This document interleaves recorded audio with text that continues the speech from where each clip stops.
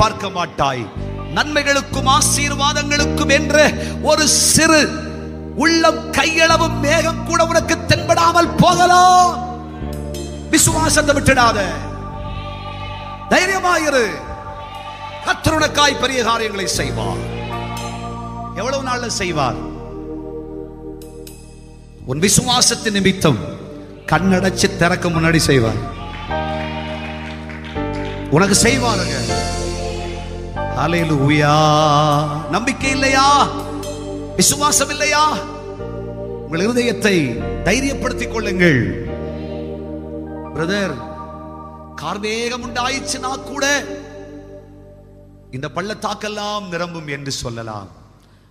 வாய்ப்பே இல்லையே பிரதர், வாய்ப்பே வேணாம் சிஸ்டர். ஹல்லேலூயா. சூழ்நிலையே சரியில்லை, சரியில்லாமையே போட்டும் பரவாயில்ல. என் வாழ்க்கையில இனிமே இப்படி ஒன்று நடக்காது, ஆசீர்வாதம் வராது, நன்மைகள் வராது. கர்த்தர் சொல்லுகிறார், இல்லை.